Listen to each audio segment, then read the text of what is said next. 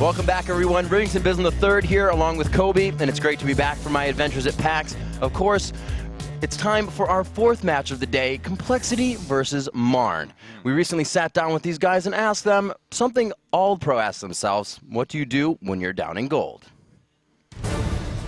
When you're down in gold as a team, the last thing you want to be doing is team fighting. You can't try to force too many risky plays. You want to just play safe. You want to catch them on their mistakes, try to catch up. If your team has an early game comp, it's really hard to come back from that because you don't want to stall out till late game because the other team has a better late game comp. Whereas if you have a better late game comp and you're down on gold, you can just try to stall to the point where your comp is more effective than theirs, even if you're down on gold. But basically, you're just trying to play very safe, you're trying to farm, and you're going for pick attempts or contesting high-value objectives. So MRN and Complexity met for the first time just last week, with MRN coming out on top, finally ending their 6-game losing streak. There's not much more time for them to stall. I mean, there's not that many games left. They really need to make something happen. Both these teams are at the bottom of the standings. And last time that they met, it was all MRN. I just remember it was 19-1 and 45 was MRN's score. They had Niantanso on Draven just dominating down bottom. He never died the entire time. And then we had up top, Mega Zero on the Tiger Uter with a red elixir, pulling the bronze 5 cheese where he just sat in the lane bush and then surprised Brunchu with his tiger stance, getting him to flash and cleanse and recall right at the beginning. So even in 2v1 lane, Mega Zero had a really good time. Complexity last time, it was just a little lacking. Yeah, they have been struggling a bit. Big wins at MLG, which were huge. It kind of showed us that the top and bottom only exist a little bit sometimes. Like all the players have said, that one game is kind of an awesome structure for the LCS. Yeah, definitely. All right, guys, so let's check out our lineups today. On the blue team, it's Complexity. Nick Wu in that top lane. Louder Mortis is your jungler. Chuper in mid. Brunchu on AD, and MIA on support. On the red team, we have MRN. Mega Zero up top, Claky D as their jungler, Echo in the middle, Niantanso on AD, and Heartbeat supporting. Now, I'm super interested to see what they do in this matchup. We've seen that, there are a few underrated players that start playing well. We've seen Louder Mortis doing well. Nick Wu is very consistent. So do they just go to focus Nick Wu this game? They're going to ban out, hopefully, Zed, because puts up double-digit numbers on that champion.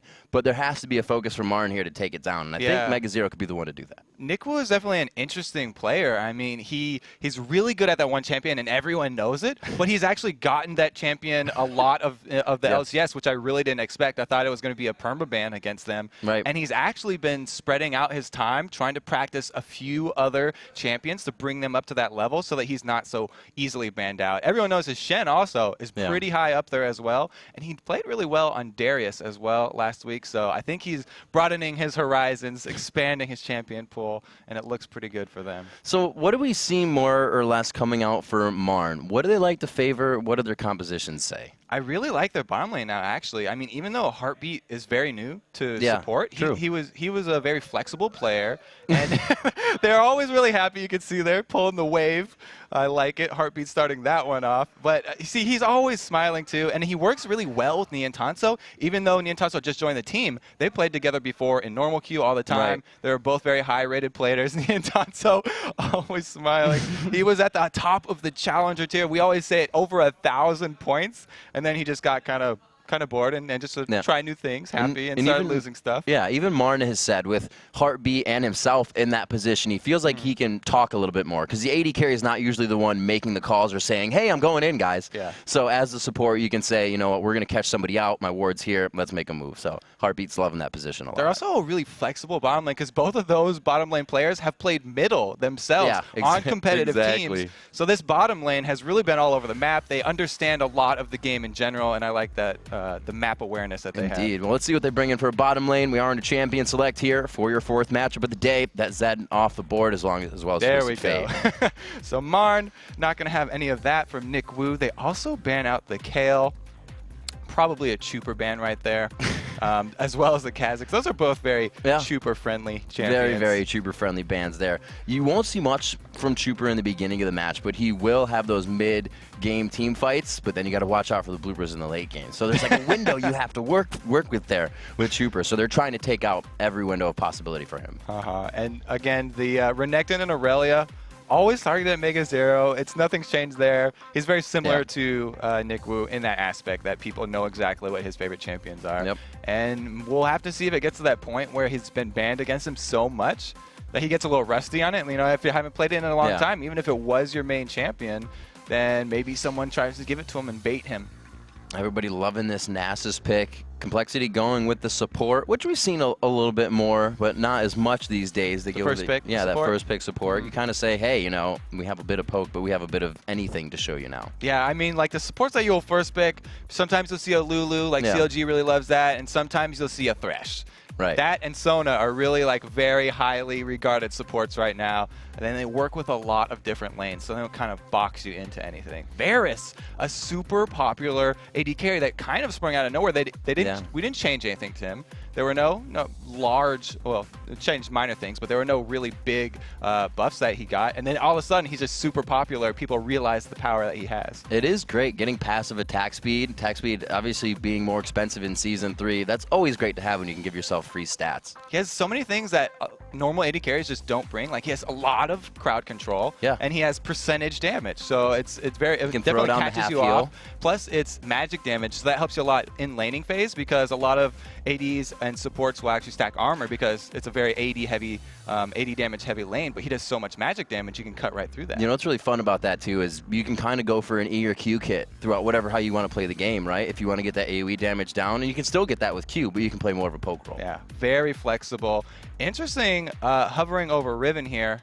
I don't know if they will actually lock that in. We usually wait. There we go. Rumble. That's a much more normal pick that we've seen a lot more of. He's just so strong in that top lane. I always talk about as a jungler, it's one of the most frustrating top lanes to go against because he has so much AoE damage. It's one of those guys that if you get counter ganked up there, they'll probably double kill you. Yeah, like and as a jungler, you're a little scared to go gank Rumble and Renekton, those kinds of champions with the AoE, and Darius definitely in that. So.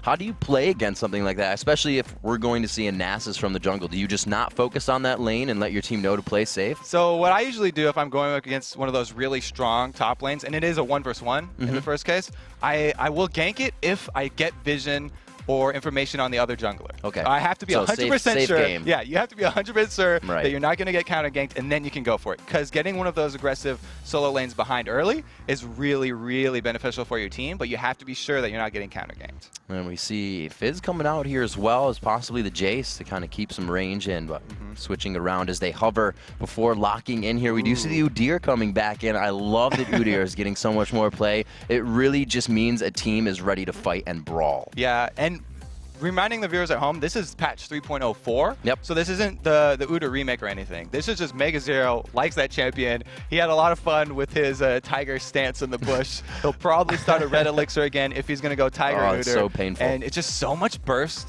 Level 1, nobody expects that. If you have Ignite too, it's six very hits dangerous. right off the bat. That's pretty painful. Very dangerous. So we got Amumu coming in, seeing that balance recently, a good amount of burst damage taken away as well as 50 range on that ultimate. Yeah. So still favoring him, and it was Loudamortis that continued to go after that first too. Yeah, Loudamortis has said that he, in the beginning of the LCS, he tried to play other people's meta with the very popular Xin Zhao, Vi, those bruiser champions, and it just wasn't his play style. So he's gone back to his roots, and I like this. He's just embraced his style, and he's like, I just play way better on these tanky, CC-heavy champions, the Cho'Gath and the Amumu, where I can just offer a lot more to my team, and I'll let Nick Wu be the damage because Nick loves to build damage. His solo lanes love building damage, and he can be that more tanky role. Now, it's funny that not funny, but these guys just know what they need to do.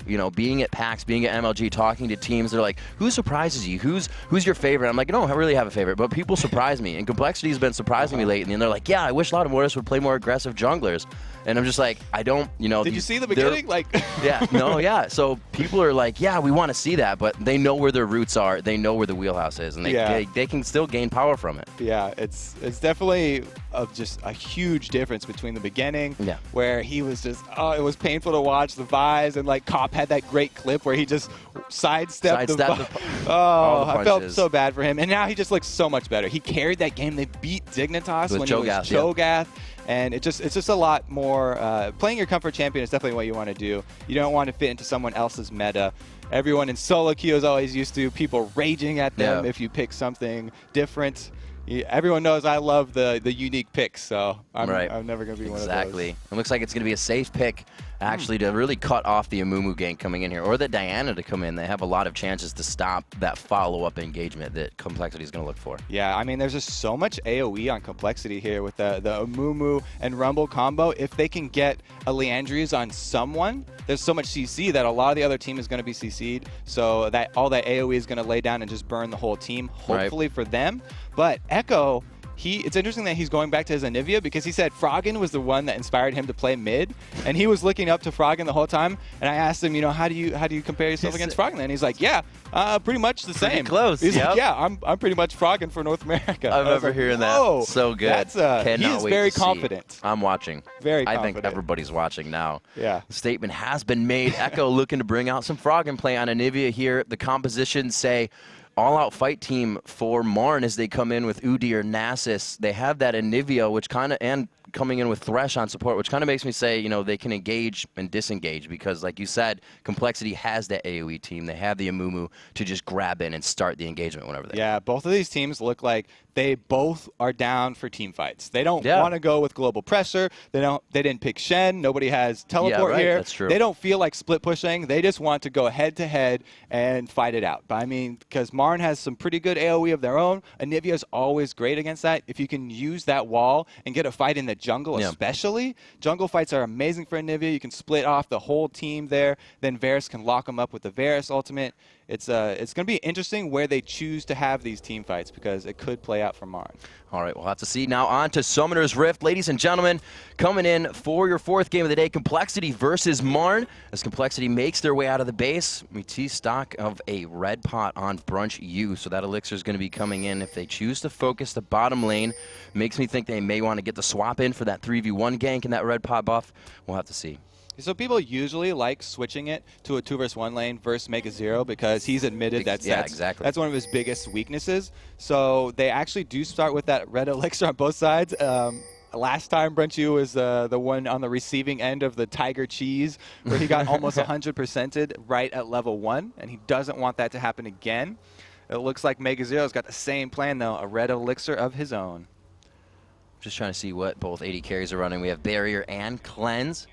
Barrier on Nian Tanso, side cleanse for Brunch, and it doesn't look like they're doing too much. The personal human line of scrimmage set up by each team, and that easy entry ward placed by the bottom of the Dragon area right now. So nobody going for aggression, but they are going to do the 2v1, as you said, against Mega Zero. He publicly put that out there. I don't like it. I like to 1v1. So we're going to see if he can hold off there. Obviously, he has been practicing that situation. Yeah, I mean, they're all playing really defensively, acting as human wards, but not a lot of actual wards going down. I'm kind of surprised, especially after that Dignitas game where the level 1 really determined a lot of the rest of the game. They save their wards until the minions spawn, and then they dropped a full line. You can see they have vision all the way down the river here for Complexity. It's actually something I've wondered, why teams did before. Obviously, you can use yourself, and Curse did it a lot in the beginning, not placing those wards down and then placing it so you get, the maximum amount of time for when that laning phase starts. It just makes more sense. Yeah. You have to be careful. You don't want to be too stingy with those, because if someone does sneak in early, it could be very bad here. Mega Zero helping out a lot with that blue buff. Tiger Stance definitely does a lot up front, so that's going to make that Nasus jungle a little bit quicker, which he definitely does need in the early stages. Ping down in the bottom lane, so Mega's saying they're getting that 2v1 on me. We'll see how he does. He definitely has an ultra poke lane coming to him. Whether he takes the auto attacks from Caitlyn or not, he will be taking power chords, so he'll have to be in that turtle stance most of the time. And how's Rumble pretty much fare against that? Because he doesn't have to sustain the Udyr does. Yeah, it's going to be dangerous. It's pretty much all about Heartbeat landing a hook. If Heartbeat lands a nice hook early on Rumble, then it could spell really good things for them. Right now, they have a good advantage because they're the same level, and they could actually burst him down. But Nick's playing very patient. I like this. He hasn't burned too much. And he has also placed this all-important defensive ward that will see Claky D come in for the gank. Mega Zero has gotten himself wolves. That'll help a few more CS to get him to 2, so he can be even with these guys in the bottom lane. He said already Claky D on that top side. Nick Wu putting the ward down. He has the double buff, and they're going to look for some damage here. I shouldn't finalize the kill if he's going to flash away in the end, but he will be able to pressure Kobe. Great move by Marn. brother-on-brother action. Claky D gets the better, just shoving Nick off of the creep wave. They timed that really well so that with the first creep wave, now Nick is still going to be level 1. He gets zoned out from this experience. And really what you have to do at this point is roam down to those wolves. If you're the top laner here and it's 3 versus 1, you can't go up to that turret. So you have to go get something for yourself. If you go into the jungle and just get a little bit from those wolves, that's really the best you can hope for. And you can see Nick Wu from the beginning of this game said, I am going to get pressured super hard, went back, bought all the potions he could, and just laid down the money on the table. Bottom turret taken down as well as they trade back and forth. Gold completely even here at 4 minutes as it's going to just be more pushing. They didn't swap back, so they're going to keep going for the towers. It looks like they actually may go for Dragon here as well. It looks like they want to trade the Dragon and try and defend this second turret. They're sending over Diana, which is a really good early wave clear with the Crescent Strike. And this is actually going to be a pretty good trade for them because Anivia's not shoving the middle lane right now. She's still just CSing, last hitting right there. So Dragon going now to Complexity. Great job on that, and it's really dangerous for this much movement for Trooper to be moving like this at level 4. Everybody's still super squishy. You have a level 3 just hitting for Nick Wu. These guys are behind to the 4s to 3 that's standing in front of them right now. Trooper's forced back to mid here. Did he lose too much experience there? No, 30 to 22, so not too bad. It seems like there's a little bit of miscommunication from MRN. Your whole team has to be in the mentality of shoving. If you're shoving one lane, but you're just last hitting in the other lane there, then you lose out on a lot of pressure. If Echo had tried to shove his lane too, they could have got some free pressure on that middle turret and lost some CS there from Trooper to the tower.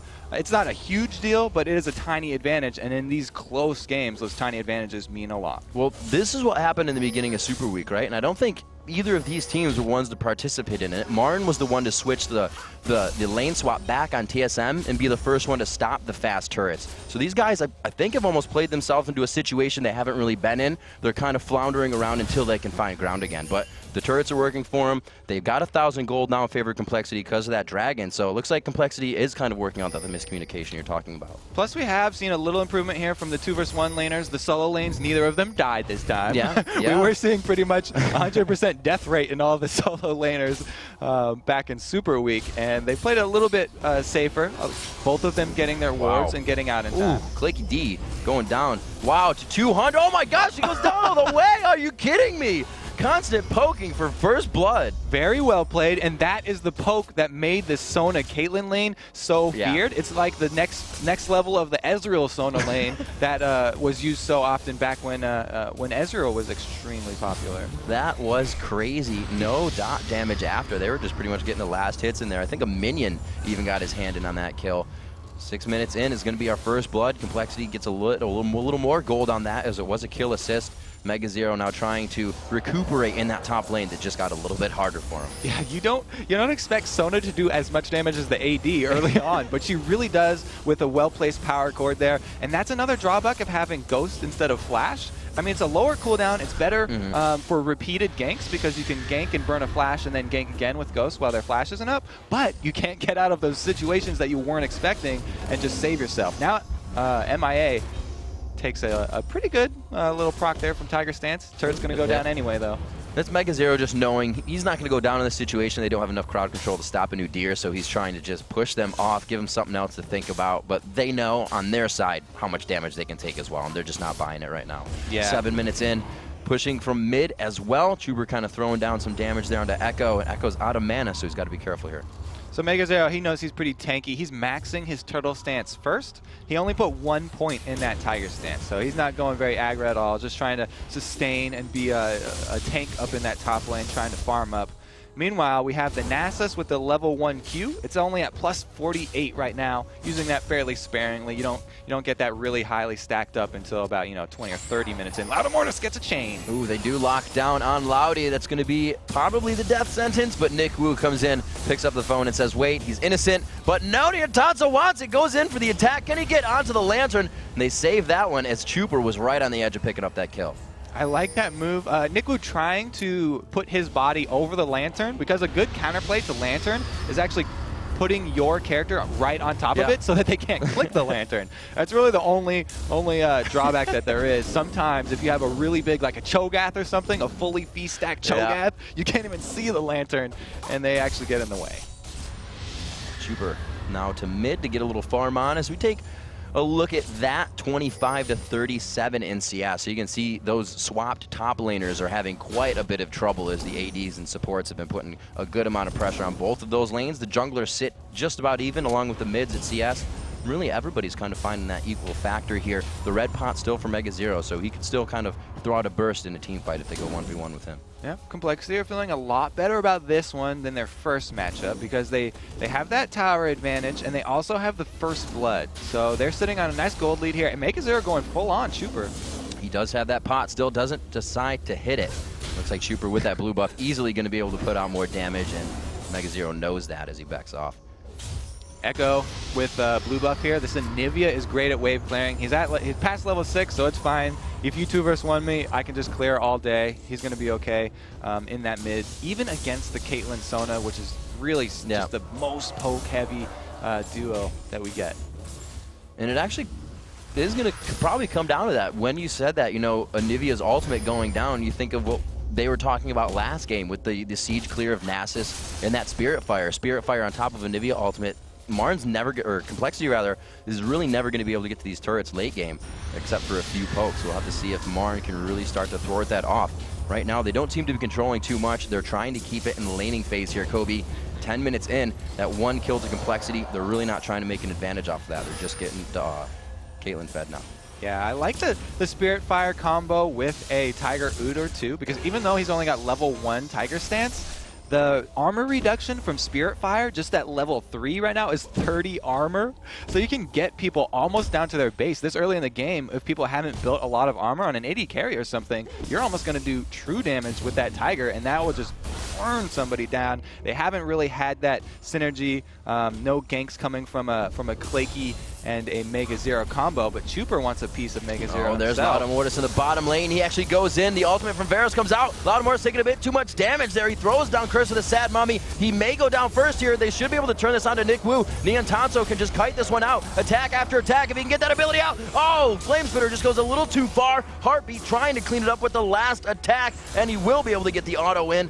Up top shows Mega Zero and Chuper battling it out, but no kill there. Yeah, they both back off. Lots of shields up in this top lane. Chuper didn't want to overcommit, and it was a good thing because Claky was heading up there for that Spirit Fire Tiger Stance combo I was just talking about. Heartbeat in the bottom lane now, free farming. He's got red buff. He's a happy support. Doing a great job back and forth. Ooh. Crescendo in mid, just missing onto Echo. So it looks like Complexity is going to have to play safe for a few seconds here.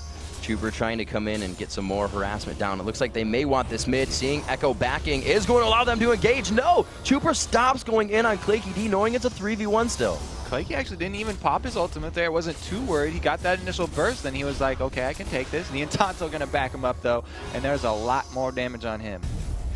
So as we peek around, looks like Dragon again ready for Complexity. They have the timer on that, and they're going to keep themselves a bit ahead of the game here by grabbing that for a second time in the game. About 11 minutes and 35 seconds. Then we're going to see that going down. The kills are still even. Kobe Complexity did find a way to get down a second turret. Now their focus has just been on mid. Yeah, we've seen this time and time again from Loudamortis. He puts such a high priority on those dragons that they often get them when the other team is just sleeping. You know, they've got, oh, there's a small opening in our ward coverage. Let's go get it. I'm Amumu. I don't care. I'm going to go start it up for you guys. Just get down here as soon as you can. Brunch, you're going to get out of that Anivia range pretty easily. Oh, Chuper. Chuper getting a little too far out here. It is going to be that 3v1. If it's not stunned by Heartbeat, he's going to be hit up by Mega Zero. He gets a dash away and uses the ultimate. Too many ticks on that one. He will have the speed for now to get away. Now to Brunch you in mid. They're going to throw down the Wither. He cleanses that off, tries to get out of the ultimate. The wall goes down. He flashes over. Great mechanics by Brunch you, and he picks himself up a kill. Oh, Scumbag MIA taking it away as they finalize the kill onto Varus in that bottom, or rather onto Diana. So Chuper was running for long enough that they actually picked up a kill of their own, and he's going in on Echo now. Just absolute aggression everywhere. Echo trying to get himself that slow, and Echo could still go down. He's going to be egged. Can Nick Wu get himself in between and off of that turret? The hammer, or the power chord's coming in, but they just don't have enough damage. Have they put themselves in a bad spot? No. Loudamortis and Brunch you to thwart any re-engage from that midsection. Ah, Rebirth. One of the best parts of playing Anivia. It just feels so good when you die under a turret and just come back full life. So it looks like this turret may finally not go full. down. A few more shots. A great death sentence there. Heartbeat feels like he can go in. They get a great stun from Echo down, but they don't have enough mana to follow up. Loud Mortis goes down to Mega Zero, and they make a great thing out of a quick stun. I hope Mortis has that turret reduction mastery point, because he's been tanking a lot of them. And it hasn't been turning out too well. He's a little squishy, needs to get his tankiness up. He's rushing that Aegis of the Legion, and in this patch, they took off a little bit of HP from the upgraded component, the Bulwark. The Aegis of the Legion is still pretty much the same. They just got the extra little buff to minions, which not too many people notice. But that Bulwark does have a little bit less HP in the end, so Amumu's going to have to build some more life from somewhere else. Looks like we're going to get the blue buff going over to Echo here. That'll probably be a good idea for Anivia.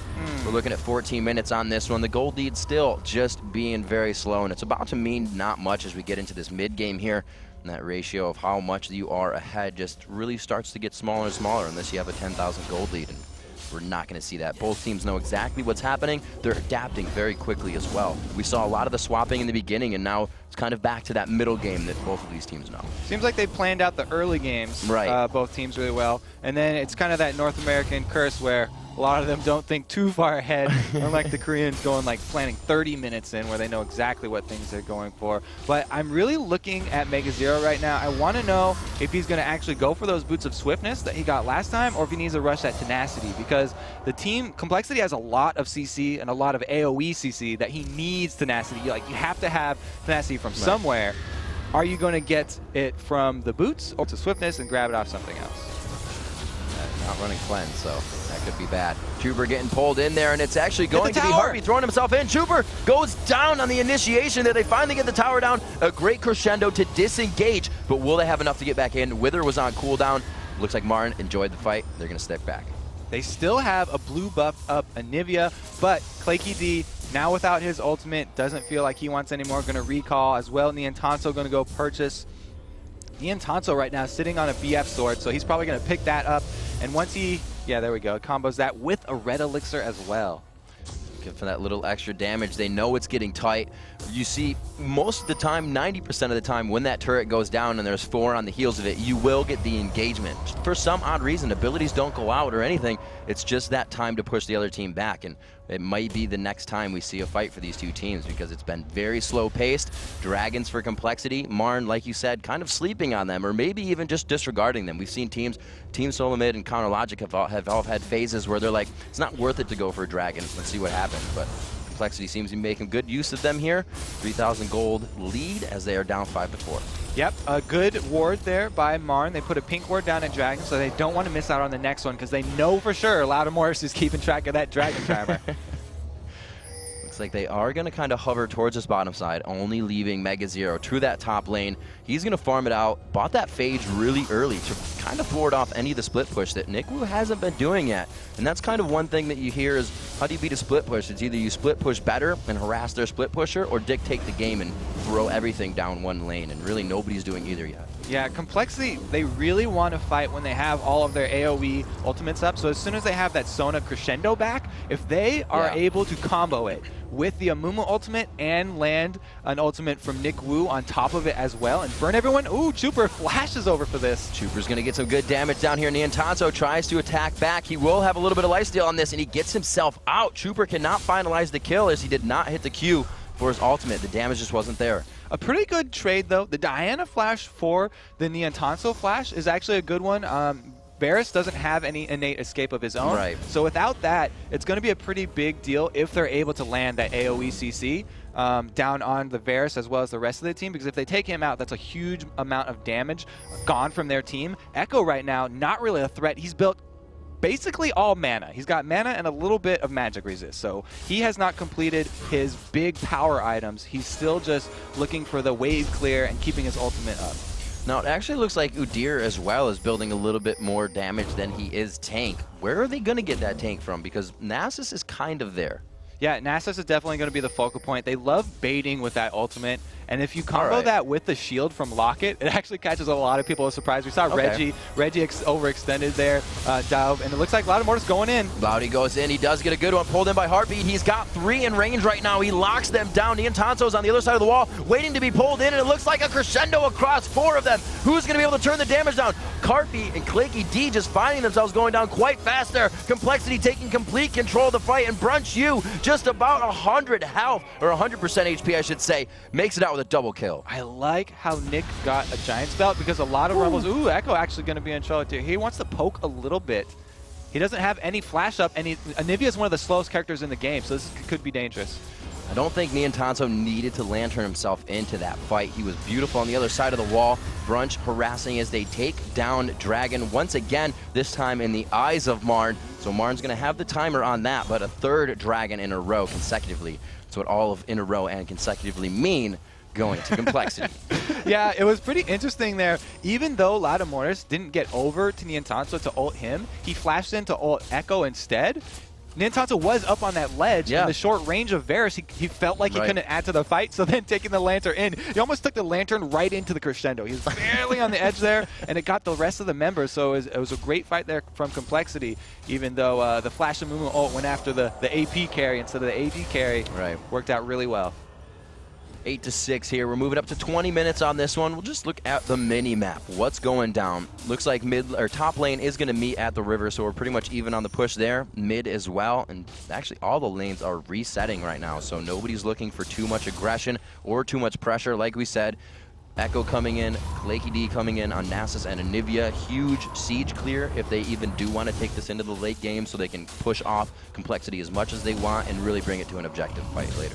Plus, we have a Mumu finishing that Bulwark, which he was rushing. It has a little bit less HP, like I was saying, so he's going to want to get that as soon as he can. He's also looking at some Merc Treads so he can have the tenacity. Doesn't want to get stunned for too long. He wants to at least be able to get your ult off. Some people will focus the Amumu. He's actually a fairly squishy target right now. If you can focus him down before he's able to get his ultimate off, maybe in a stun or something, that's a huge win for your team. That's actually happened to me before in some competitive games, and it's a strategy that's really viable until he builds something like his first Giant Belt or something, and he can actually survive through your stun, through your Anivia stun.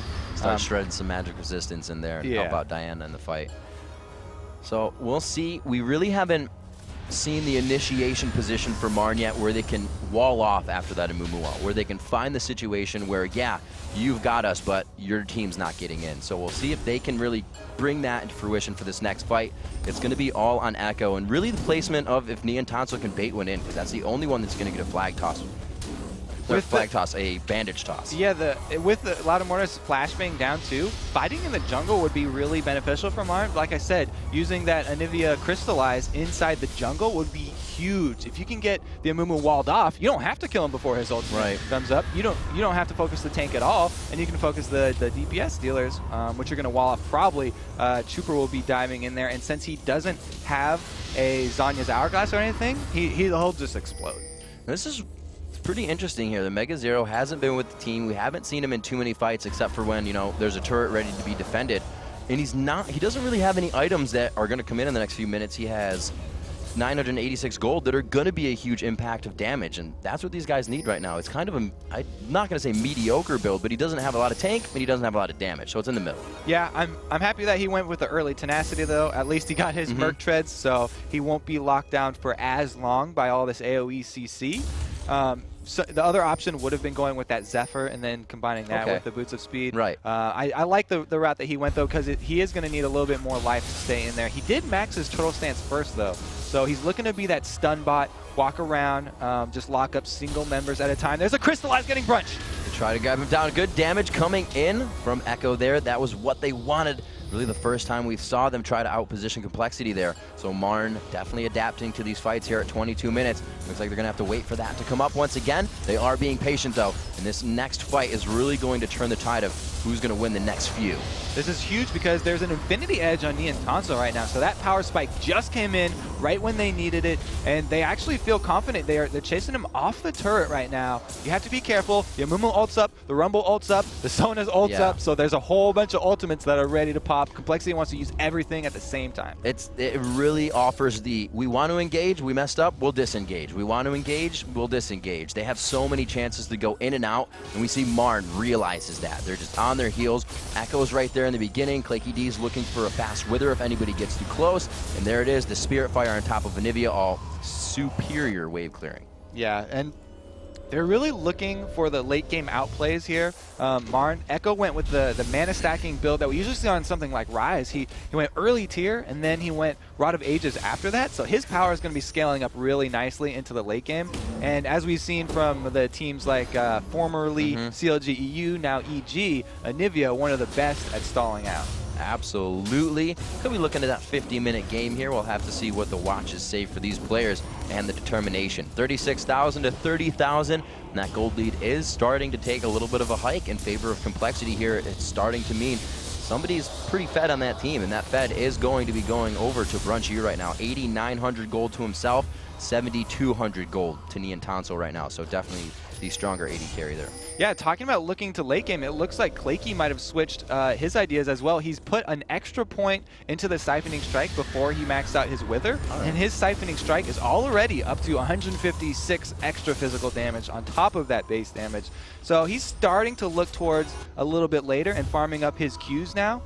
It's only at level 2, but he's probably going to put the next points in that as well. And it's going to combo pretty well because they just finished a Trinity Force on Mega Zero, so that's that damage that he was looking for, right. coming from that Udyr, who's actually a split Udyr right now. So if he, and this is the patch where Sheen got reduced in damage, and the Trinity Force come on got reduced in damage as well, so it's a little cost effective. Sure, Freak is happy. Oh, of course, of course. So we have actually pink boards coming out for a lot of people here. We got pink boards coming out for Mega Zero up top. He has bought 2, so that's quite a sink in gold actually for the top lane there. And we have one coming out for Thresh on Heartbeat as well, or Heartbeat on Thresh, if you will. So there's also some key items here from Complexity to keep in mind. You guys want to keep your eyes on Chuper because he has finished his Zanya's Hourglass. He now has the survivability to go in and dive. It looks like Loudamoris want to chase them right out of the dragon. They're ready to fight now. Oh, beautiful. Equalizer ultimate goes across the team, keeping Niantanso on the other side. He's just burning in the ultimate right now. Claky D taking so much damage on the front end. Mega Zero tries to trade in as we see Thresh going down. It's going to be Claky as well. Loudamoris falls as we're going to see Chuper follow. Mega Zero still just running around in that turtle form. Like you said, he's going to be a huge tank, and they are just chasing each other out of this fight. No dragon for anybody. Actually looks like Complexity will start to reapply that dragon damage, and Nick Wu could finish off Echo here. Echo just trying to fly away. He flashes out of that, and the Rylai's will not keep him in range. I can't believe he flew out of that. That was just that was really nicely played. Nick Wu actually didn't want to face check the bush. Used both of his equalizers, missed them, and the bird does get away. But it was a really nicely played team fight. It looks like they're going to trade a middle turret now for this dragon pickup, which is not too shabby for MRN, even though they came out on the losing end of that team fight. So money going in favor of both teams here is Nick Wu, also trying to deny some of that buff experience in the jungle and those resources. 41,000 to 34,000, 11 to 8. Mega Zero trying to come back to the fight, but he doesn't know they're still in his jungle. He did that knowing Heartbeat was on the outside for help. So in the last team fight, also I want to shout out Loudamoris. He flashed right onto Niantanso. This time he did focus AD carry. Yeah. He got a great ultimate. He got the Niantanso. He got a few other members in as well. And then he just stayed over there trying to keep the AD's attention. He did the tank job. That's why he placed the tank. And he had popped a red elixir to make up for that extra health that I was talking about missing. And he survived long enough that his team was able to take down more members than the opposing. Go trying to push out the bottom. We'll see what he could be going back for. He's got 780 gold in his pocket, so he's probably just looking to go. Actually picks up the Fiendish Codex. A Kindle Gem on to Udyr. So it looks like he may even try to pull out a locket for himself, and they'll just keep those fight shields going. That's what this team is working with right now. You got the Thresh shield, you have that Udyr shield, and 2 lockets to come out. So the bulwark still needing to be finished for Claky D. A lot of magic damage coming from Complexity. Look at the vision wards also coming out from MRN. It looks like they saw the tweet there from Crumbs. They're like, oh my god, this is the best item. I'm going to go for a bunch of these vision wards here. 3 members picking those up, and they want to clear out the advantage that Complexity have carved. I mean, the gold lead is pretty substantial now, and so now what the next step for Complexity is to take over the map with that extra gold. And the way to do that, placing a lot of wards. 5-0 and 5. Brunch U still trying to play very safe in these fights. Has that last whisper already, and he's kind of chunking through the armor that's not on Team MRN yet. They do have the bulwark out, a little bit of armor going on to Udyr as well. But he is going to be a huge factor in these fights. So really eyes on Brunch U, Niantanso once again. As we come up to the next fight, these guys are going to make a difference. You see everybody else just kind of running around Kobe, being a nuisance, trying to stun, trying to do whatever they can with their skills, but really that damage is from the AD carries right now. Yeah, and it's interesting that we do have, there we go, the completed Last Whisper with that Bloodthirster is pretty good, but he went with the Giant's Belt instead of adding some extra crit on there. Well, Niantanso, he's just going full damage. He wants to get his Infinity Edge, and he wants to combine that with some extra crit, make it really cost effective, and just use his positioning as his defense. We can see MRN again playing that ward game. They're almost fighting with wards right now, trying to put them over the walls and make sure the initiation is in their favor, even though it looks right now like they're on the back heel. They are going to throw down that ultimate from Anivia if need be, that Spirit Fire as well. And we'll see Complexity kind of just beating a dead horse here. These pushes could go on forever. Nickwu has also completed that combo that's so popular, the Liandry's plus the Rylai's Crystal Scepter, which means that he's going to get the full effect out of that Liandry's on anyone that he can touch, because all of his spells are going to be slowing. So that's really an essential item for an AoE comp like this, where they need to stack all their CCs up and then burn everyone down really at the same time. And they're looking for Chuper to be the one diving in there and finishing off the priority targets, and just using that Zhonya's Hourglass to save him when he gets too deep. So when you know you're not really gaining any ground, you're only getting a few pokes on here, and you could be losing the engagement, do you risk an objective, or where do you find the fight at this point? Complexity doesn't have to risk anything right now because they are ahead, and they do love getting dragons. So if they ward up the enemy's jungle, they can keep vision of them, keep tabs on them the entire time, and just outplay them on the map, strangle their gold, their income, and continue taking all of the smaller objectives until they feel confident that they can actually go in and die. Well, one ward just going down equals 5, but it looks like we're going to have Chuper replace that one as he goes up towards the Baron, whether he's going to farm or place the ward. But still, 5 wards sit in that jungle on the side of MRN, so they are completely known in everything they do, whether it's a blue buff, whether it's a simple split of one person, and that's dangerous at this time in the game.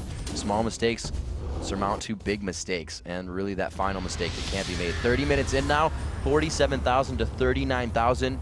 No closing that gold gap here for MRN.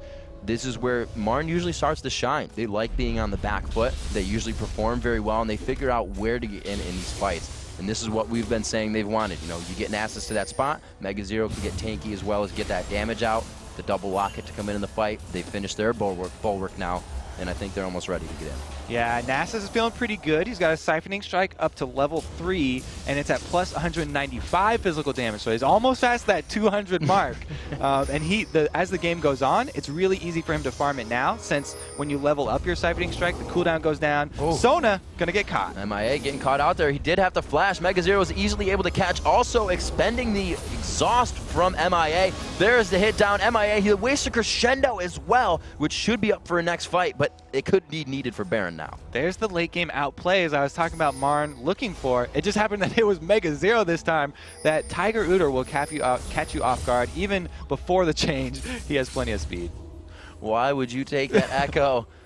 He is going to be quite all right as he's chugging down some potions here. He should be okay after this. The team will be able to survive on this. Niantanso very low on mana, so we're going to have to be quite careful what's happening. Chuper gets grabbed out. There's the death sentence down. The Zonia is quite early for him. Will he be able to get in to do enough damage? Echo taking quite a bit himself. They try to focus down. Niantanso flashes onto Chuper, making sure they shut down the crowd control. Laudamortis trying to walk himself into the fight, able to now take down Niantanso. Back onto Echo as he's going to go down finally. Claky D is doing what he can as Nasus, but it's not going to be enough in the 2v1. Double kill for Nickwu. Up to the Wraiths as Heartbeat is trying to run. Laudamortis just wants a hug. He gets the hug, but he's thrown back away from Heartbeat, and it is not a happy moment for either of them. Bold play right there. There's no one behind him followed up with any damage, but Complexity win that team fight with the engage coming out from MRN after MRN had already picked off Sona.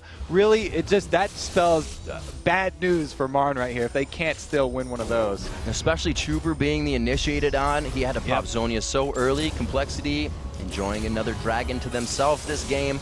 And the gold lead, like I said before, it means something when it says 10,000. We're at 11,000 now, 14 to 10. Here comes Mega Zero. Once again, he really is Udyr. You can be in this point. You can kind of throw harass around everywhere, but the team has to be able to follow up. It just shows the power of the AoE comp that Complexity have. Even if they're missing one component, they still have Amumu's ultimate and Rumble's ultimate combo. That with a Leandry's will burn you down. That's percentage of your max health anyways, so it's going to get everyone. And it really got Niantanso and Echo to feel a little overconfident since they had gotten a kill, and they put bad positioning, and they were relying on their positioning as their defense, so they paid for it. You know what's not working, as I said, would be really cool for Echo to do, is throw down that wall to separate a fight. Have we seen a wall in these fights? Because if it happened in that one, it would have been placed in the bush, separating his team, other people. There was real no placement for it. They're jumping on him too fast and really shutting down the fact that they have that, you know, keep somebody away AoE. Yeah, I also like that there's another threat here from Martin, though. Mega Zero picking up an Oracles of his own. He's going to be clearing out all those wards, and he got his main 2 items for his build. He was talking about you need a little bit of cooldown reduction for this. A little bit of both. So that you can proc up your Tiger stance and then move over to a Bear and get the speed boost and double proc your Tiger basically by using the first proc and then switching over to again. It's a huge amount of burst damage combined with a Trinity Force proc. People don't expect that from the usually very tanky champion that most people build Udyr as. Udyr. Udyr. And we'll have to see if he can really put up the damage here as he comes into this next fight. He is going to try to go on Nick Wu. They finally get that wall down that they want. They separate one member, but how much are they going to waste on Nick Wu here? Enough to take him down. Loud Mortis jumping into the fight. Curse of the Sad Mummy. A crescendo to lapse over them perfectly, but the positioning was all in favor of Marn this time. Loud Mortis trying to continue the damage here. Trooper coming in from the side. He may be able to clean up now. Marn just stood too much in one spot. They had that back in their favor and then threw it back to Complexity at the end of the fight. Oh man, that team comp. Chuper was not there for the whole, 30, 40 seconds almost of the beginning of that team fight. And when he finally got there, easy cleanup for him. Picks up the rest of the 2 kills. Complexity just beasting it with this. It looks like they're going to go for that inhibitor turret. And they might even want to, no, because the home guard boots would be a little bit dangerous to also go for an inhibitor. We'll see what choice they make here. They are chunking it down pretty quickly. We'll have to see once Trooper gets on it. Yeah, Trooper's going to have some good damage coming out in that third attack. They could be able to go for this 2 seconds on Thresh. They got 6 seconds on really anybody they have to worry about. So this will be theirs. No home guard yet. A Randuin starting to come out on Loud Mortis as this fight could actually have completed that for him. As they start to head back to base, we're going to see some big buys here as Complexity just won a pretty good fight for themselves. So they still have to be careful. This is where solo queue teams will often be like, okay, we just won a huge fight, we got a free inhibitor, now we're good, and they go off start farming random places. You have to be careful of the Baron. The Baron counter is actually a really big play. If Marn had rushed that right now, while a lot of members of Complexity were spread out and returning to base, then they could force something and try and even it up very quickly. It looks like they won't be able to do that though. Complexity not making that mistake, nobody going bottom. You know, I was trying to figure out where a quick burst of damage had come from in that last fight, because I was like, yeah, Loud Mortis is just slamming his head off people, lowering magic resistance, but they're not taking that yet. MIA has actually bought a full Athenes here coming out, so he's definitely adding damage to the fight for his team. I love that as a support item, because not only is it it's a little bit extra damage for Sona, you can just spam all your auras. That's how you're supposed to play Sona. Apply keyboard to face. Yes, there you go. Continue. So 19 to 12, I should say. 36 minutes in here, 61,000 to 47,000. We'll say 48,000 gold, Kobe. 6 to 3 in turrets. And this is really where, as a team, Complexity, the position they're in, they should start to be dictating the game, yes? Yeah, it's really a dire situation for Marm right now, because Complexity have showed they're able to win team fights even if they're engaged upon in a 4-on-5 situation. They have their AoE comp is very strong against this, and oh, it looks like they are going to go for the answer for the Baron. This is a little bit of a desperate Baron, but they saw Chuper bottom, so it's another 4-on-5. Oh, they have Can so they win much. This 4-on-5? The equalizer to the lock-in, the curse of the Sad Mummy. If they try to get out, Loud Mortis can just keep them in there. They're taking Baron damage right now. They have to get out. Equalizer's gone. That beautiful curse of the Sad Mummy locks everyone up. Do they have the damage to follow? Mega Zero pushed off the bottom. Clinky D running with the team. You can see the Andries burning them down. They try to get back into the fight. Niantanso, good guy, blocking that shot. And Chuper is going to be stunned off to the side there as they disengage this one, but no, re-engage the Q going on, killing down Niantanso. They finish off another double kill coming in for Chuber as he starts to make the plays. A harpoon just right through all the minions, threading the needle. Echo trying to one more electric harpoon, and he is going to be done for. Turns around, throws down the Zonias. They just have all the plays right now. Can they clean up the last two? Echo done. Mega Zero close to dead, and he bears out of the fight. Wow, really nice chase there from Complexity. Both Nick and Chuper played that essentially well, or extremely well. The Zonia's coming in there from Nick at the last second to block out the Anivia Q. Just, they really deserve this inhibitor turret. Absolutely love when that happens, when you think the player has just gone complete tunnel vision and they're like, nope, I was playing tricks. Zonia's out. They get so much off of this fight, and like you said, you just don't need to take chances right now. That Baron chance equals this right now for Marn, and Complexity's in their base. Yeah, that was a little much. I mean, it was a good opportunity because they saw Chuper bottom, but they've already lost several 4-on-5 fights. Yeah. And they haven't been able to disengage very well. It was a really nice job by Chuper following that one up. And a good, actually, Echo cued him over the wall there. They didn't have vision on it, but it landed perfectly. That was great. They had a little vision of him running over towards that area, but it looks like it'll be a free Baron here for Complexity. So now Complexity definitely sitting in the driver's seat. 18,000 gold in the lead of Marn right now. The Deathfire grasp picked up on Chuper. He is in complete assassination mode right now. The Führer boots coming out for Brunch U as he wants to keep himself in the fight at 7, 1, and 11 this game. And you can see actually just the Giants belts being picked up now by Complexity. They picked up 2. Chuper grabbed 1. We just had MIA grab 1. They're ready to be in the fight for the long haul. And really, the main tank there, Claky D here for Marn, because Mega Zero, he's building more offensive. You can see he's going for a Blade of the Ruined King right now. He's looking to kill people. He's not looking to take damage. Really, the sole tank right there, Claky, actually they're able to burn him down really quickly. Look at this Caitlyn with the combo here. Not only the Infinity Edge Phantom Dancer combo, but also, bam, I've got plenty of lifesteal with my Bloodthirster, and I've got the armor penetration, so he can pretty much melt whatever he wants from the back line.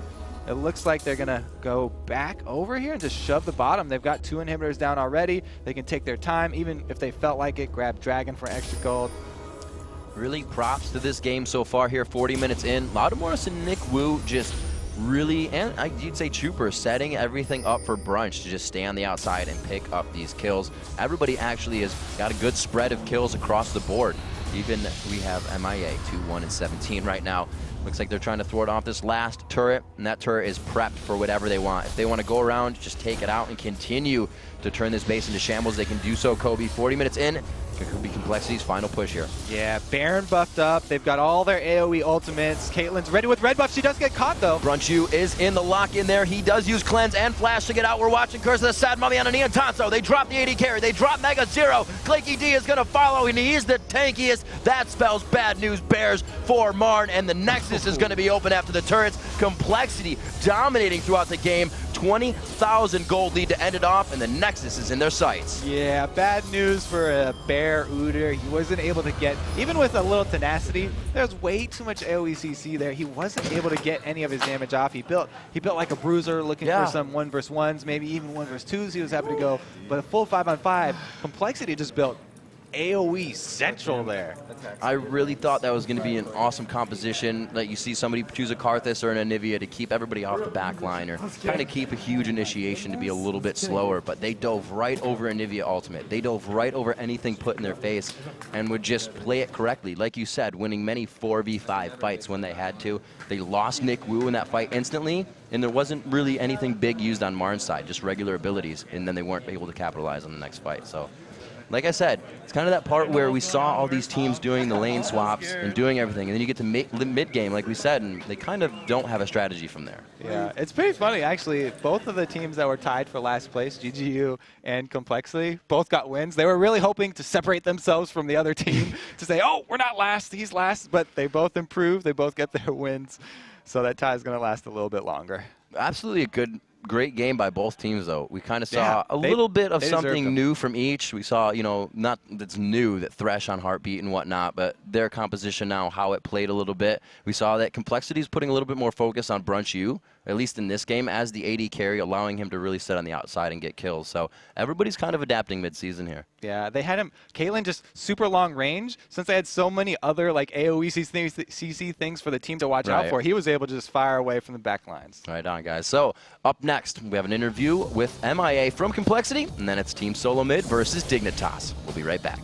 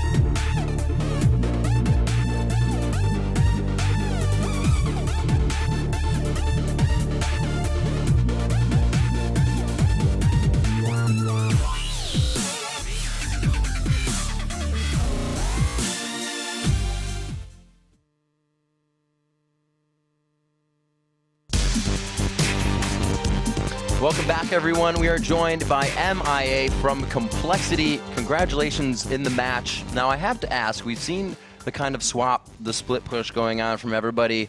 When you guys kind of took down the towers and swapped, everybody kind of halted. Do you guys like, let's do this at first and then kind of we'll play the late game out?